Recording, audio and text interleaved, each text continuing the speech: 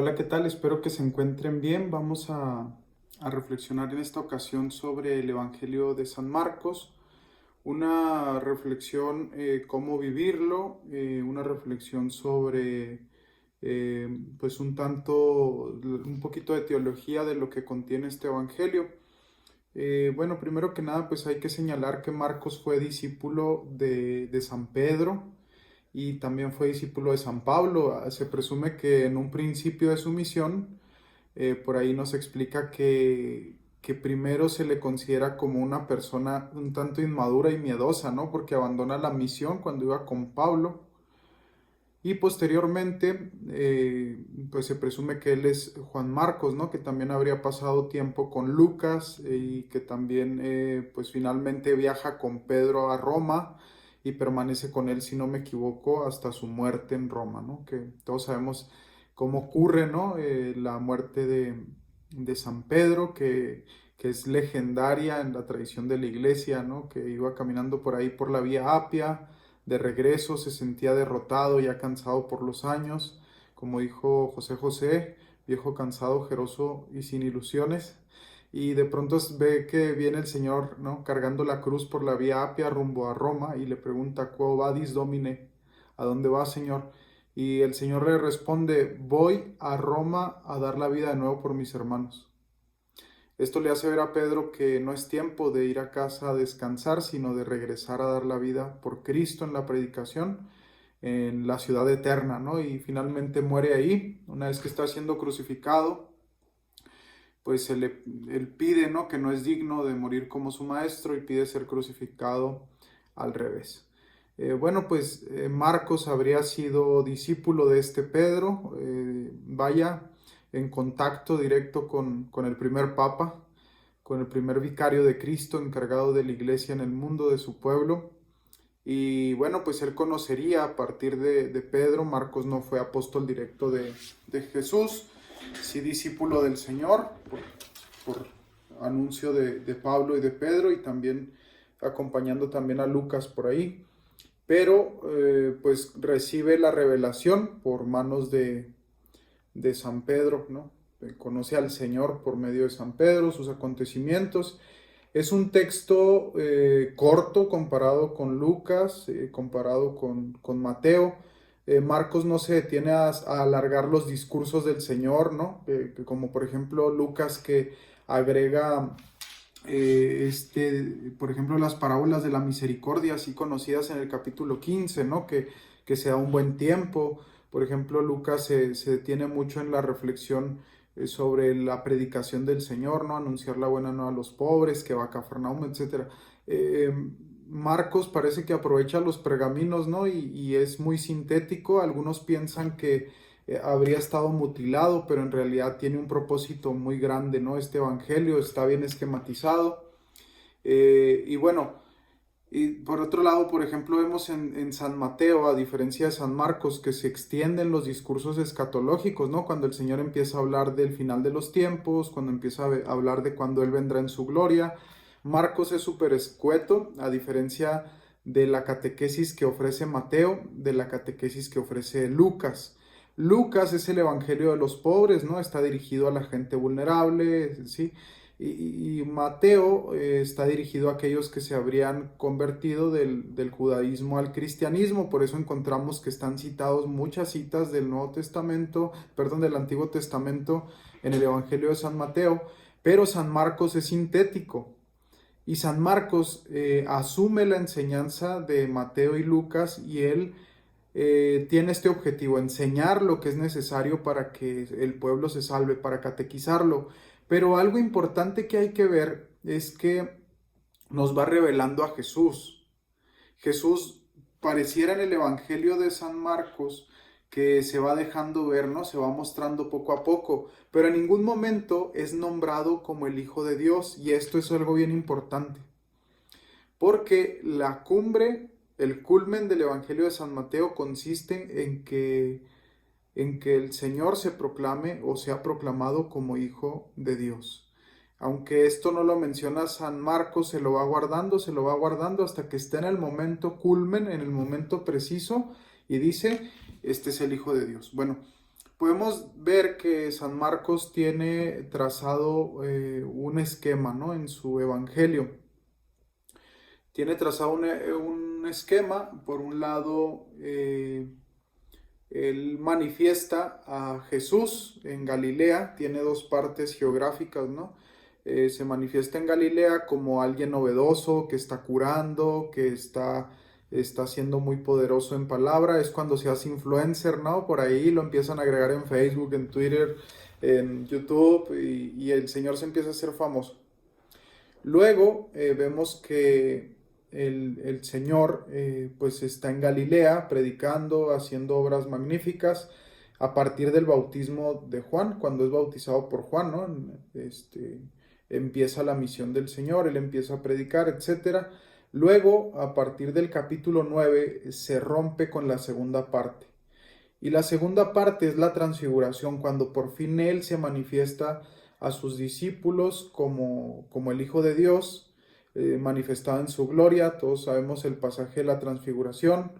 Y vemos por ahí que en el capítulo 9, en esta transfiguración, pues después de ahí el Señor ya es más insistente con el anuncio de su pasión, ¿no? Aquí pues también aparece en San Marcos señaladas las tres anuncios: el Hijo del Hombre será entregado, será entregado a los jefes del mundo, los paganos, y le darán muerte, y bueno, en la transfiguración vemos que Jesús manifiesta pues esta relación con el Padre tan íntima, pero también con el Antiguo Testamento, ¿no?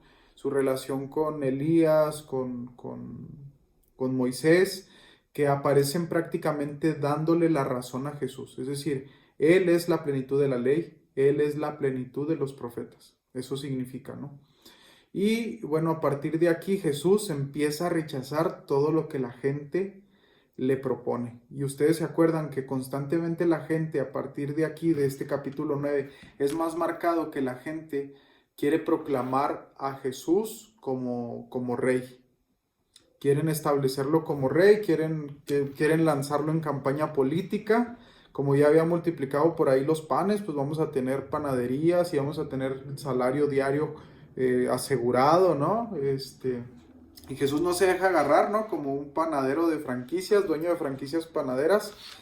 Y también vemos que por ahí quieren que Jesús sea su rey, porque pues también había sanado gente, ¿no? Ya no necesitamos de médico, no necesitamos de doctores, no necesitamos médico de gastos mayores. Entonces, pues un rey así, imagínense, ¿no? Comida para todos, salud para todos, eternidad para todos, ¿no? Porque aparece incluso hasta el Señor por ahí de repente cuando vemos las curaciones, y especialmente cuando la gente muere, ¿no? Y, bueno, pues resulta que Jesús era un boom primero, y ya después como que se les empieza a caer del nicho, porque Jesús no se deja atrapar. Y esto va a tener su consecuencia en la cruz. ¿No te dejas atrapar? Pues ahí te clavamos en la cruz para que no te nos vayas. Y aquí es donde nosotros tenemos que empezar a reflexionar el Evangelio de San Marcos en cómo vivirlo. Es un Jesús que no se deja atrapar. Primero que nada, no se deja atrapar por la fama. ¿Cuántas veces nosotros nos colgamos de nuestra fama creyente, de ostentar que nosotros practicamos la fe, para señalar a los demás? Incluso para descalificar a los demás, porque qué curioso, ¿no? En la intuición humana, en la naturaleza humana, pareciera que si yo descalifico a otro, yo brillo más. Pareciera que si yo señalo los errores del otro, yo soy impecable. Pareciera que si yo me dedico a hacer justicia por mi mano, yo soy justo.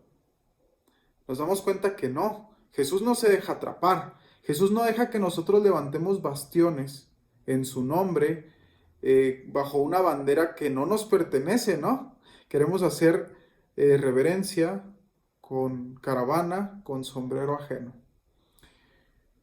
Por tanto, nosotros no podemos aprender a Jesús, es decir, no lo podemos agarrar, no lo podemos aprisionar, porque cuando nosotros queremos aprisionar a Jesús, sucede que si tú no perteneces a mi grupo de iglesia, entonces tú no te vas a salvar. Eso le decimos entre líneas a la gente, ¿no?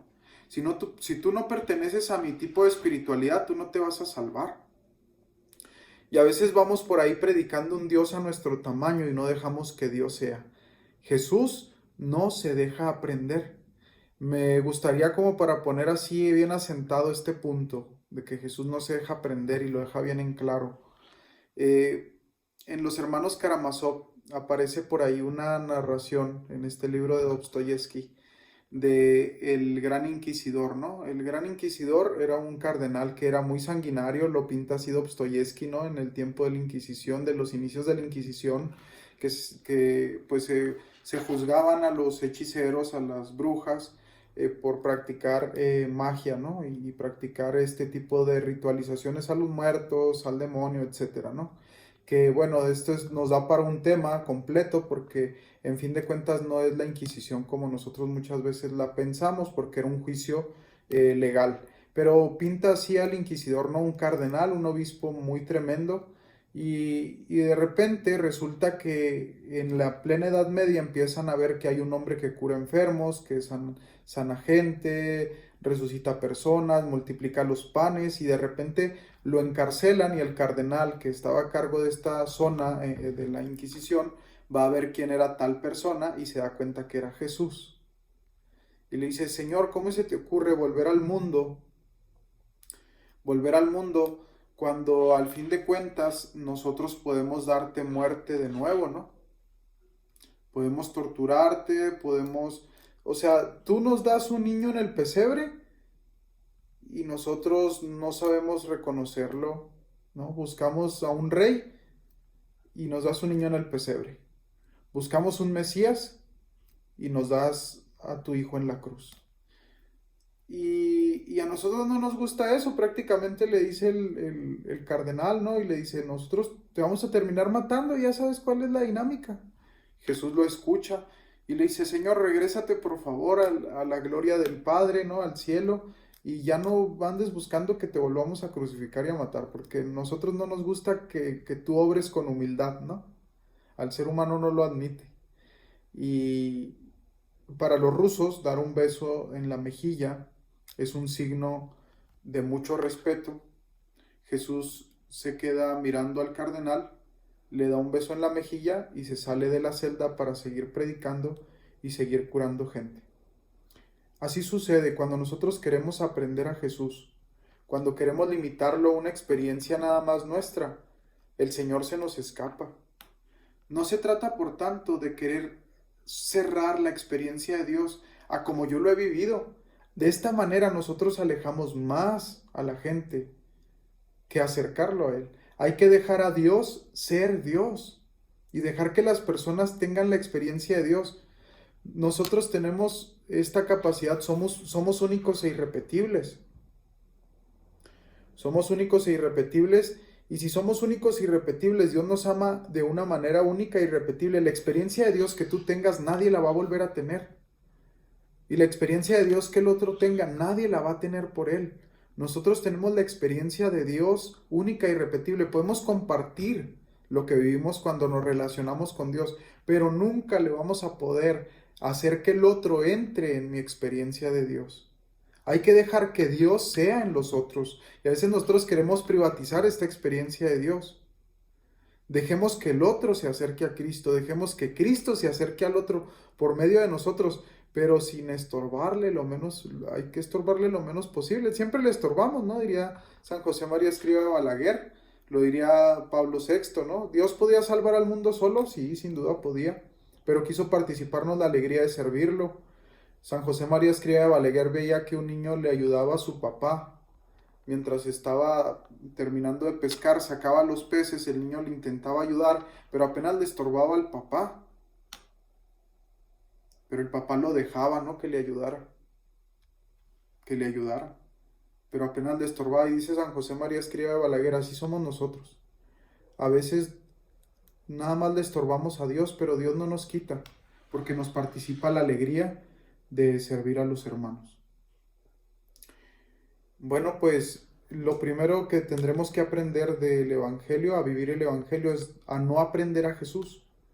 Cuando nosotros intentamos aprenderlo, apagamos y dejamos que fluya el Evangelio de Cristo. Bueno, esta es la primera actitud que tendremos que tener. No atrapar a Cristo, sino dejar que Él nos atrape.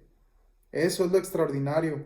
Diría Monseñor Ríos, que en paz descanse, no hacer cosas para Dios, sino dejar que Dios haga cosas en mí.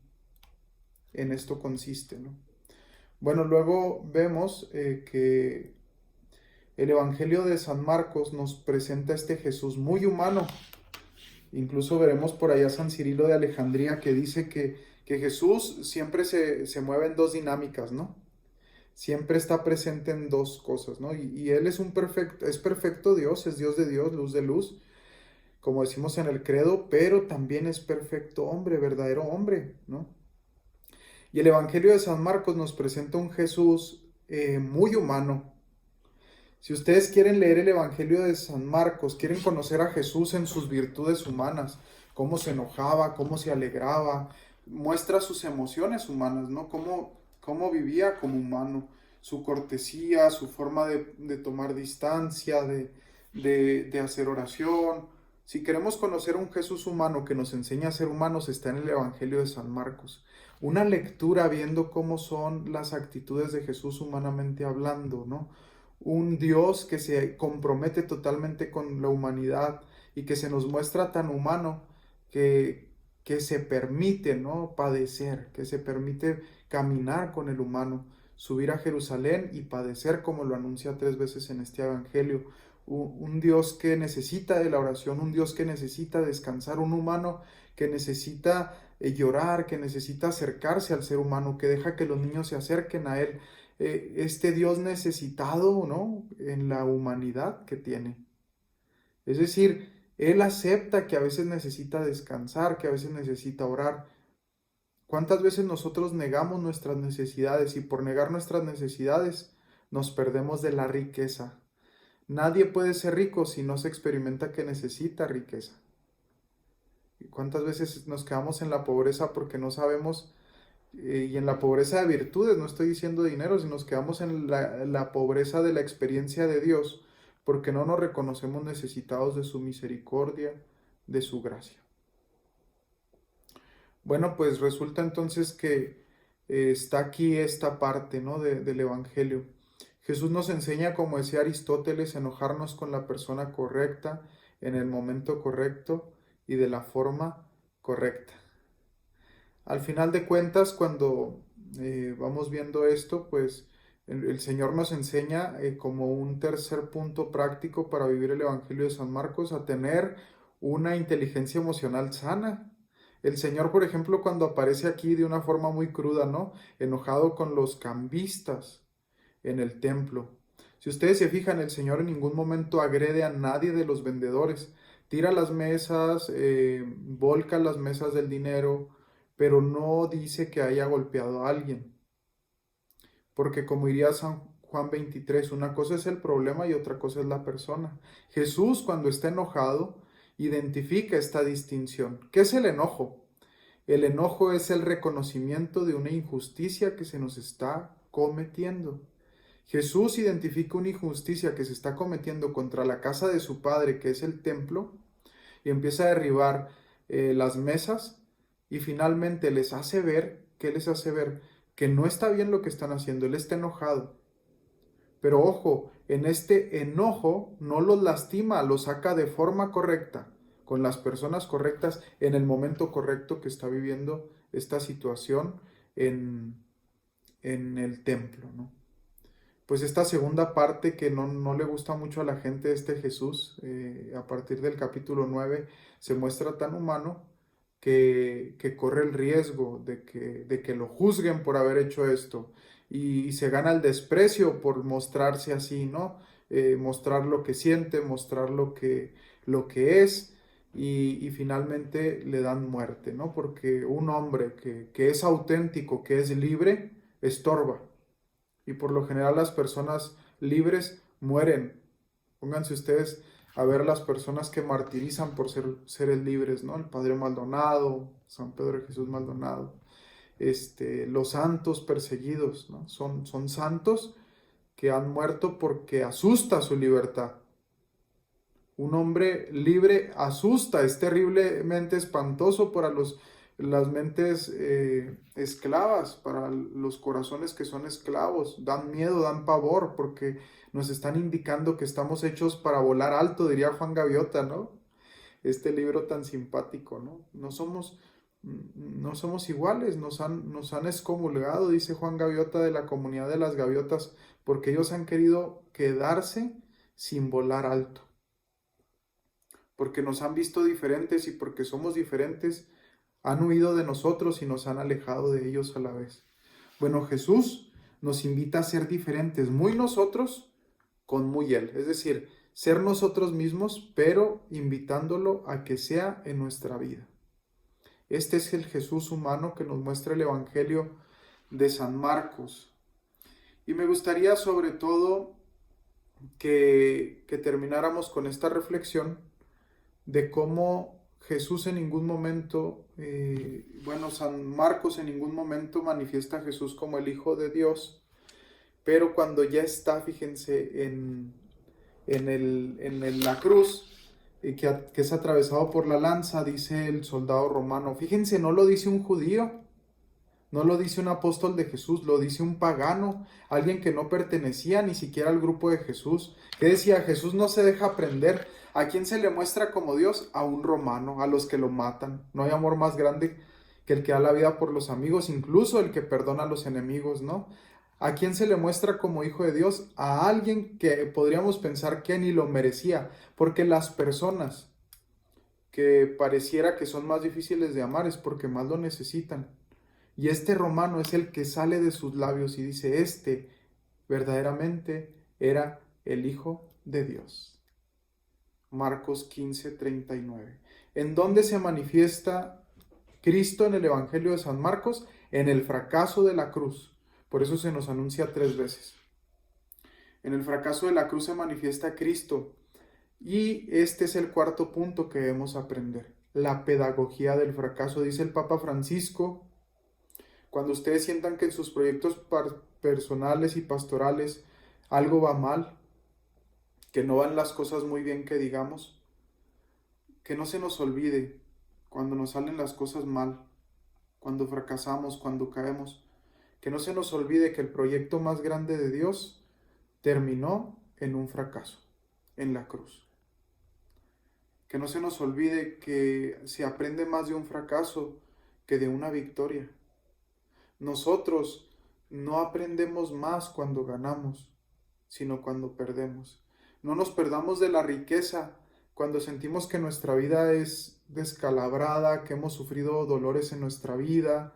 Todos hemos sufrido, todos hemos pasado situaciones de dolor y sufrimiento, hemos pasado traumas, abusos de todo tipo tal vez. Pero que no se nos olvide que Dios también habla a través de eso. Dios no quiere ninguna fatalidad, ni siquiera ningún tipo de muerte. Eso no está en el proyecto de Dios en el principio. Pero Dios sí quiere que muramos en su voluntad. ¿En qué consiste morir en su voluntad? Morir amando.